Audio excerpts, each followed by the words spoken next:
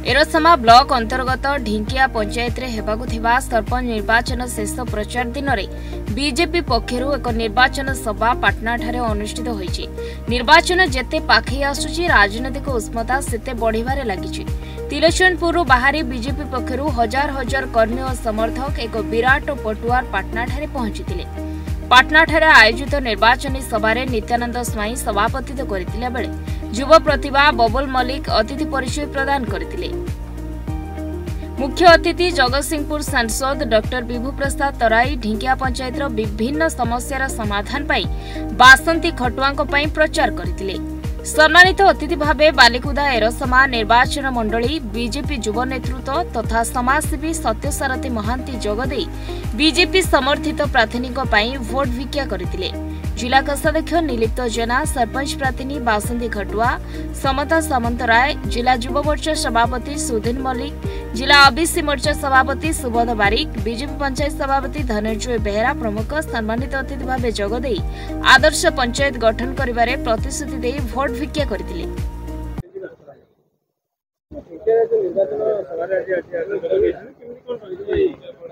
4 तारीख दिन ढिंकिया पंचायत जो निर्वाचन हम पंचायत सरपंच एवं विभिन्न वार्ड मेंबर मानक भारतीय जनता पार्टी तरफ आमर मनोनीत प्रार्थी अच्छा बासंती खटुआ, जड़े अवसर प्राप्त शिक्षयित्री एवं उच्च शिक्षिता एवं अतीत दिन में परिवार एक राजनैतिक परिवार भाव ये पंचायत अनेक सेवा करिसेंती। ता सहित वर्तमान जेतेबेले नूतन भाव एथि एक कारखाना होबाकू जाउची से समय जड़े योग्य सरपंच प्रार्थी से जीतिले प्रकृत में ढिंकिया पंचायत अनेक उन्नतिमूलक काम हो पार।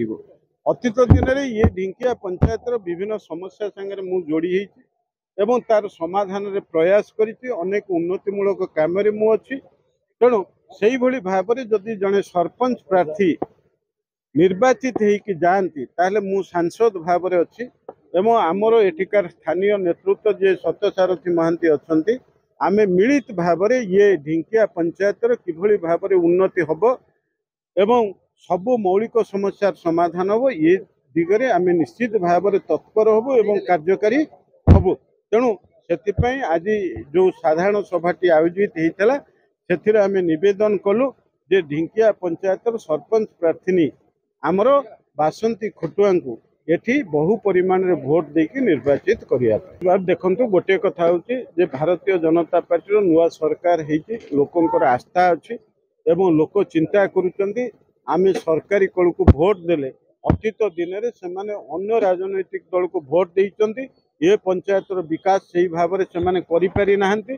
तेणु लोक मानकर गोटे भरोसा अच्छी एथर बीजेपी समर्थित प्रार्थी बासंती कटुआ को भोट देले आमर ये पंचायतर उन्नति हम। तेणु ये एथिरे निश्चित भाव में भारतीय जनता पार्टी मनोनीत प्रार्थी प्रति लोकंकर समर्थन बढ़ी एवं आमे दृढ़ आशावादी एथरक बासंती खटुआ निश्चित भाव में निर्वाचित हेबे। एरसमारू अंशुमान मिश्रଙ୍କ रिपोर्ट न्यूज 8 ओडिया।